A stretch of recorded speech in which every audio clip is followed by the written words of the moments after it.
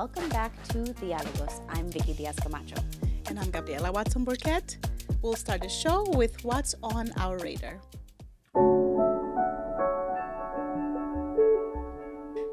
One of our guests today on the show is Dr. Amalia Daché, UPenn scholar who addresses a lot of Afro-Latinidad, right, on her research. Before we get there, there's a UCLA study that highlights the disparities the Afro-Latinos face in the U.S. labor market. A full article you can read on Intimedia's website, intimedia.org. Make sure to check it out. The findings suggest that Afro-Latinos and Afro-Latinas encounter higher levels of unemployment, indicating the presence of anti-Black bias. Yeah, and there's some really interesting data within that study on legislative funding for state-level anti-discrimination enforcement and what that does to protect students against this sort of bias. What was really telling for me was that Pennsylvania is the third leading state with dedicated funds toward this effort. So it's good to know that here in Pennsylvania, those students have those supports. Yes, absolutely. Up next, a conversation with UPenn's first tenured Latina professor.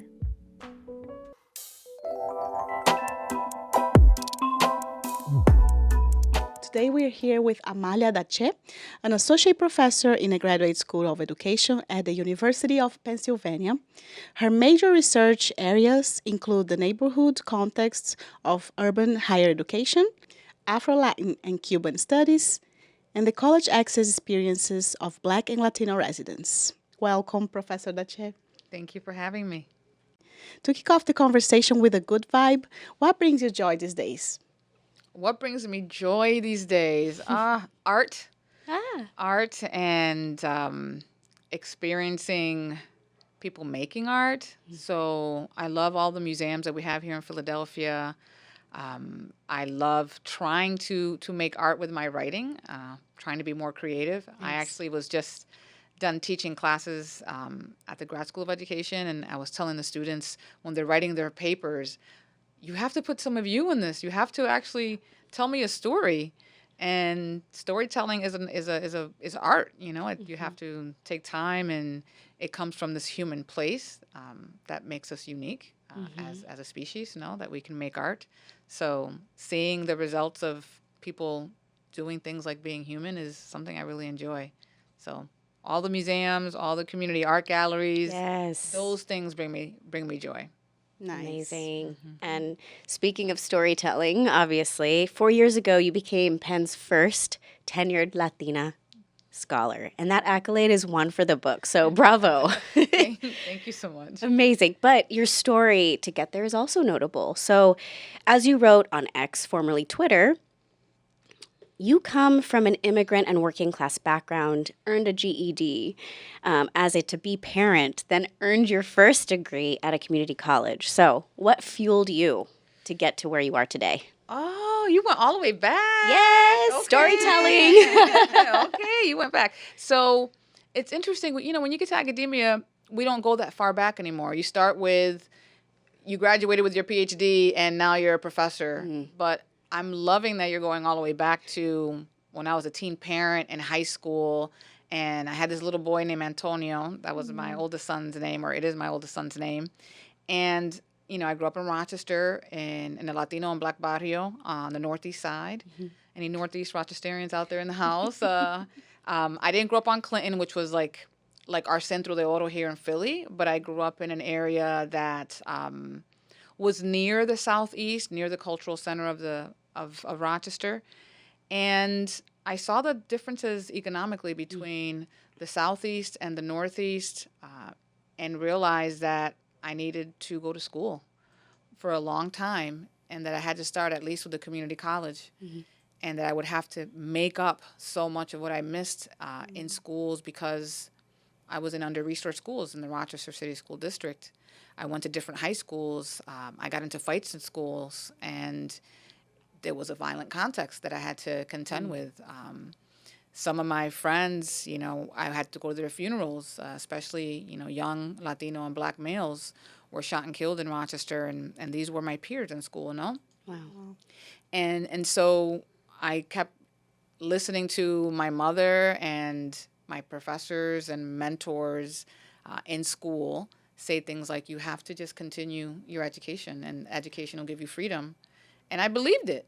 Although there's critiques about things like, education will make things more equal for you in society. When I was a high school student and a teen parent, it was like a myth that I wanted to believe. Yeah. And I kept going. And I think I never not believed it. I just thought it's hard, but I'm going to believe that that's possible. So I started at the community college, and it took me 4 years to graduate with a 2-year degree because I had to make up so much of the work I missed in high school. But I continued on, and I had a lot of support, as you probably learned from my tweet, a lot of support, a lot of policies, a lot of programs that help people like me during that time. And I'm privileged enough now to say that, it was a blessing. It was a blessing for me to have all of that support. And it was hard work, but I think it's paid off. I really do. That's amazing. So inspiring. Thank you. Another topic that we know is very important for you is Afro-Latinidad, right? Something that you brought up at the Schoenberg Symposium, right? The value of preserving stories and experiences of Afro-Latinos in scholarship and art galleries. So as an Afro-Cuban refugee, can you tell us what's the importance of framing college access from a Black and Afro-Latina perspective? It's interesting because I'm going back to thinking about when I first started reading about college access in higher education scholarship. And I remember looking to see and to find people from my community and people from my cultural background or my ethnic background. So I found experiences for Black students, and I found experiences for Latino students, and how we have to navigate college in particular ways. But I would kind of like be split.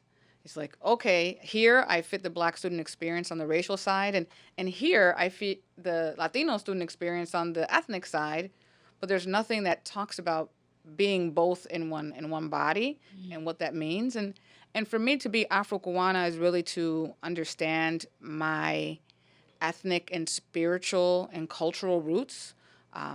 There's different ways that people understand Afro-Latinidad in the U.S., and there's a very strong racial focus, which I think is important. But I've been writing with my research team about the other component, which is the cultural and ethnic side. And so to me, to be Afro-Cubana is also to acknowledge that my parents were santeros. My dad passed away in 2010. He was also a palero, which means he practiced African and based religions that were syncretized with Catholicism. And so I grew up believing in the gods and goddesses, and seeing my ancestors as people that still existed in another realm. And that really influenced me. I felt like I was invincible because, I said, well, Yemaya and Ochung are, African goddesses, and they're constantly guiding me. And so I saw my representation in them. And so I felt like I had a strong level of empowerment, some ego. and so I think that pushed me along the way. And I think college access literature and kind of programming need to value those spiritual traditions and those communal traditions. So really understanding the cultural dynamics that are at play when people's identities and their heritage and their families, and what that brings to the college campus as a form of kind of intellectual knowledge, but also as a place that can be reformed if they kind of open up their minds to understanding different ways of knowing the world and different epistemologies. Wonderfully said. Wow. And I think that ties in really well with what we're seeing right now in terms of, well, your work, number one, Project Sharp, studying reparations and slavery's role in the founding of academic institutions. I mean, that history is necessary to know. Oh, absolutely. And you talked about Project, you did your research. You went all the way from Rochester. We're moving here, Amalia. You went, oh yeah. And interestingly enough, I was just in the South.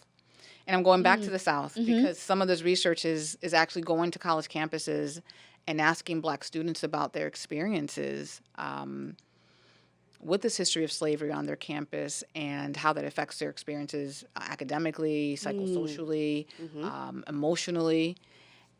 And, it's been powerful to learn. And so I can't name the campuses that I've been to for confidentiality reasons.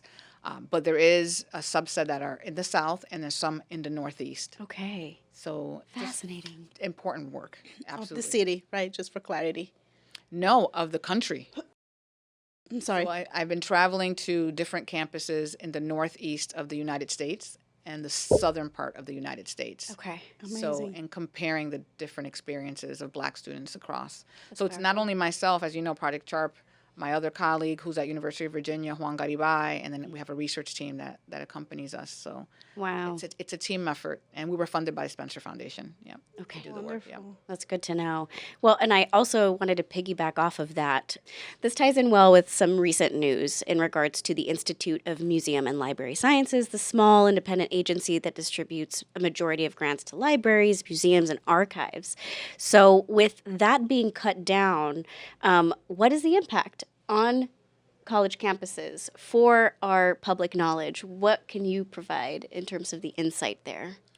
So college campuses have funding that comes from the federal government, from the state, and from different foundations. And so I think it's important to have a diverse kind of bucket of funding, college campuses and community organizations as well. And I think museums are also what we call kind of anchor institutions. Both museums and college campuses are seen as anchor institutions in their cities and in their towns. They provide a lot of employment, but they also provide a lot of public goods. And so making sure that these universities and museums are tapping into different forms of funding. I know for the work that I'm doing and other colleagues, and also schools of education in colleges around the country, we're really rethinking about the role of the federal government and how we, look for funding and seek out funding. And really thinking more about how we do local work and get smaller pockets of money. At least the work that I've done and colleagues who do qualitative research in ethnography and anthropology, most of our research is not necessarily funded at the kind of NSF national level because it's work that's highly qualitative. Okay. And so typically they're not as funded. But I think that's okay. I think now people are understanding, you can't make anthropology and ethnography attractive to the federal government for reasons of, let's say, generalizability. But maybe that's not the point. Maybe the point is to do really important research, valuable research, valid, reliable research in community at a lower level, in the sense of at a smaller scale, so that you can have a more reciprocal relationship with community partners and communities. That takes time. And because it takes time, you're not going to be able to actually probably do a grant in 1 year. Maybe things take 4 years, and maybe that's okay because you have to understand what the problems are. And sometimes it takes us many, many years to find out how to even come close to addressing the problem. Yes. Great. Thank you. Can you tell us some insights from all the research that you have been conducting? We're so curious. There's so much. There is a lot. What's something that surprised you from hearing, firsthand the students? So from the Project Sharp research, some of what we're finding out. So what we're trying to find out is if the history of slavery has kind of obviously negative effects on Black student experiences. And what we're finding out, at least this is preliminary, based on the couple of campuses that I've visited and done focus groups, is that, first of all, Black students don't necessarily see a direct impact, right? Because, of course, the history of slavery, slavery and bondage happened hundreds of years ago, over 200, close to 200 years ago. And their remnants aren't necessarily things that Black students see as directly affecting them, but they do think that obviously institutional racism, forms of racism still affect them. And they also talked about that because of the role of racism, because of kind of institutional oppression and social oppression, that campuses have responded with kind of these reparations projects and have started engaging more in understanding the history of the campus and the history of slavery. Because some campuses actually have direct history of slavery in relation to like how the buildings were built.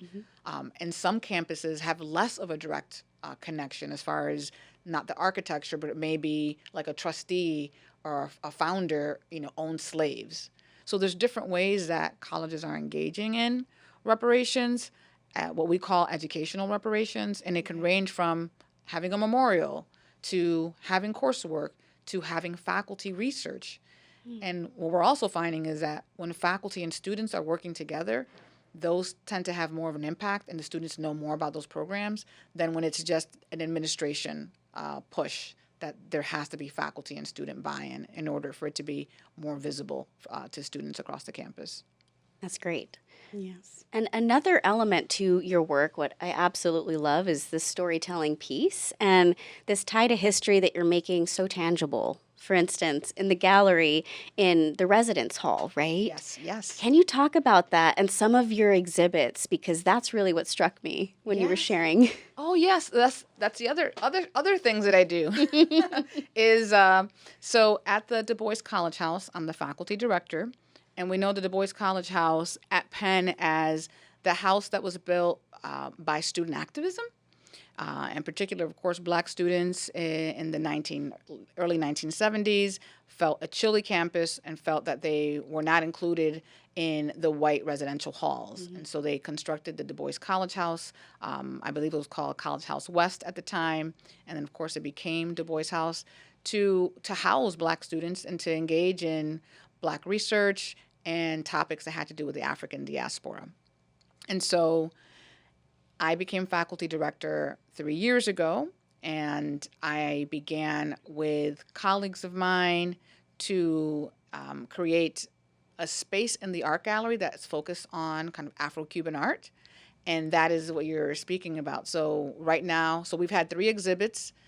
Last year's exhibits was on Rumba players in New York, which is part of the ethnography I'm working on Afro-Cuban cultural education, and the Rumba community and how it's vibrant and how it's moving and shaking in the Lower East Side, but in different parts of New York and also in New Jersey. But there's a really rich history of rumba in New York City in a way that's quite different than Miami. So the way that the Afro-Cuban diaspora migrated to New York and has had really strong roots there, especially since the 1980s, is key. So I decided to bring that context to tell the story with photography by Juan Caballero, who's been documenting the Rumba community in New York, and some in Miami too, for over 20 years. It was a fascinating and an important exhibit, and the students really enjoyed that. And the stories that were told were also through drumming and through music, which is what I appreciate about kind of the African diaspora and the way we tell stories, is that we can tell stories through lyrical poetry, that's actually embedded in our religious systems, but it's also tied to the fact that we're drumming and singing and dancing, and that is also a story. Yeah. Amazing. Yeah. How do you manage your relationship with Cuba? I have a lot of questions, right? As a refugee, and then we also have been following your social media. Yes. Oh, you all did your homework on me. Especially during the uprisings, you're very vocal about how Afro-Cubans are leading the change. So we wanted to know what's the current situation of that, and what are the demands from the social movement? Yeah. So one, I will say that doing work on Afro-Cubans in contemporary Cuba is not popular for 2 reasons. It's not popular on the left because on the left there's these baked in kind of propagandist assumptions that Cuba is like a raceless society, or that like Fidel Castro and communism have like eradicated racism, and because they're anti-imperialist and communist or socialist, that they're like, it's like a better place, or it's like an alternative for kind of those of us in the modern world that live in capitalism and democracy. And so that's one reason it's not popular. And on the other side, which is the right and white Cubans in Miami who've been leading this kind of discourse, and I would say like white Americans that tend to be more conservative, see Cuba as a place that is not really racialized. So there's no kind of racial attention.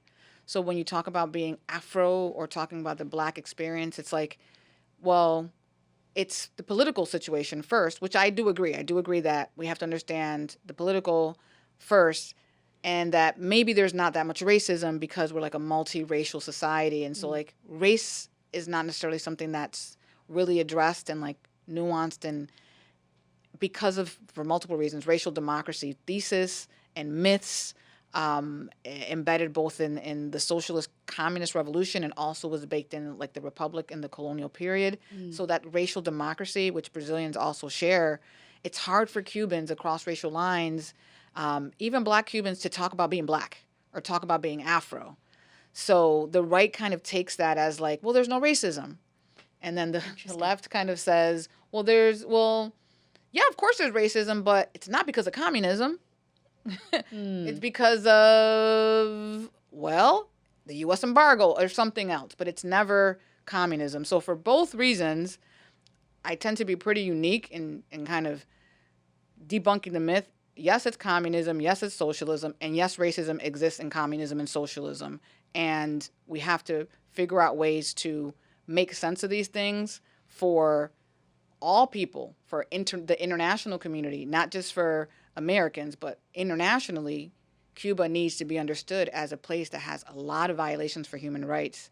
And Afro-Cubans suffer the most, but Cubans along racial lines, women, children, mothers, are suffering because of not having any rights, not having any constitution that they can that can protect them. Like the civil rights movement here in the United States, we had a constitution. In Cuba, that doesn't necessarily exist because everything is subservient to the Communist Party. And so if you have a one-party system that has no transition for 65 years, then that is the key primary factor, not the U.S. embargo. But that's what happens. We tend to kind of put these things in contrast with each other and not try to debunk them to actually make some progress. And so, yeah, I lean into both of them. Again, I'm not popular on either side, but I feel like it's okay. I don't have to be popular, and I think you don't have to have friends. And I'm okay with not having friends because I'm speaking the truth based on the participants and the work that I did in Cuba and my ethnography. And I'm not, I don't know anyone anything. I'm a free thinking person.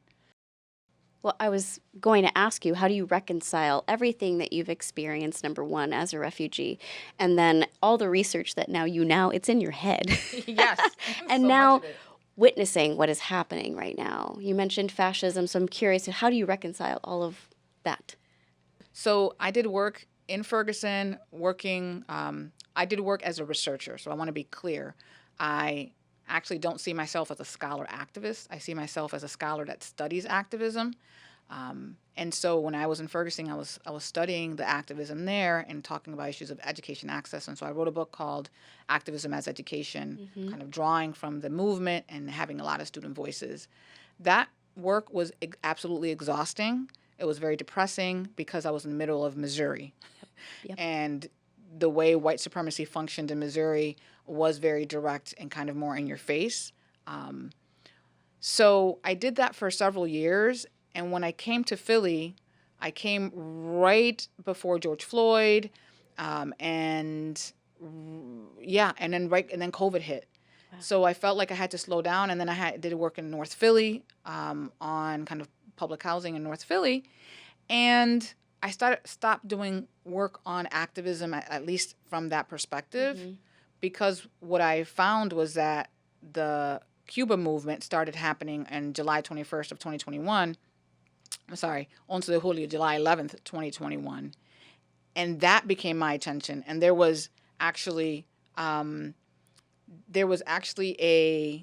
Black Lives Matter critique about the activism in Cuba, and they were tone deaf. And so I had an existential moment where I realized the Black Lives Matter movement that I had written about and researched was not supportive of Afro-Cuban people in Cuba, because they were more about supporting the communist regime and Cuba as a government that was militarizing and harming its people over actually acknowledging that Afro-Cubans wanted freedom, democracy, and they wanted capitalism too. Hyper-capitalism, which is why so many of them migrate and come to the United States. So I had to kind of square the circle of how do I, support kind of racial justice in the United States while also acknowledging racial justice in Cuba, and how these movements on one end are silencing a Black movement in Cuba because of their political ideological system that's kind of baked into this movement. So I kind of took a step back of kind of doing more of that kind of U.S.-centric racial justice work and really started focusing on more Afro-Cuban work, Afro-Cuban kind of religious and spiritual work, and then the human rights work in Cuba. And now I'm doing more of that with my research, but it takes time to, of course, publish, so you probably haven't read a lot about it. And the ethnography, of course, I'm writing a book about it, and it should be out next year. I'm still kind of figuring out which publisher to go with, but I'm excited about doing that work. But I that's what I do. I have to kind of acknowledge where there's weaknesses in the scholarship and in the research, go in the area that I feel is stronger and pulls me in, and continue to do that work in a way that's also life-giving. So I feel like because I focus on the culture and the arts, like doing the art gallery, it's life-giving. Although I'm co-creator with Santiago Rodrigo Solozabal in the Du Bois College House, it's life-giving. Like being able to appreciate art and music at a level of like feelings and emotion does something to heal you, where I feel like the research that I was doing in Fergus, I didn't have a healing moment. There was no healing in that. It was a lot of like watching abuse and watching kind of violence and abuse happen, and not kind of figuring out how to protect yourself and your own psyche.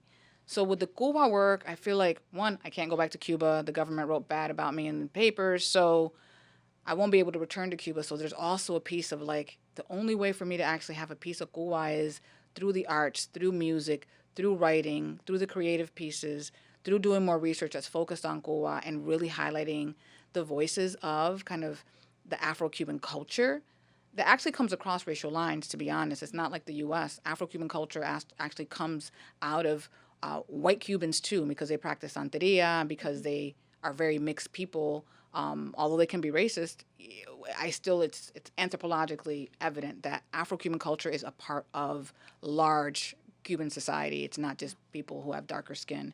So it's the arts. It's the arts. It's the humanities for me. That's how I feel like I'm reconciling these tensions. Okay. Yeah. Thank you. Yeah. Oh, thank you so much, Dr. Daché. It's been a pleasure. Vicky, that was such a great show. Truly, it was. Yes. And before we let everyone go, what's on your mind these days? So much. Life is wild right now, but what I'm really focused on right now is finding balance and rest and steeping in spaces where I feel like I can be my creative self and finding avenues to explore myself as an artist in my music and as a storyteller. Oh, and ancestry research. That's what I'm doing a lot of these days too. And what about you? Very cool. Yes, I think joy has been something that we've been talking throughout the show. That's so true. I keep myself busy. I think I found joy being busy. Understood. And family and friends, just reaching out and having that beautiful moments with them is really what keeps me going. Yes, steeping in that community. Yes, absolutely. And scene. We're glad you tuned in today. Stream this and other episodes of Diálogos on Spotify and YouTube. And read our latest work and watch our documentaries on intimedia.org. Oh, and don't forget to follow us on social media at News by Inti Media. Ashe. Nos vemos.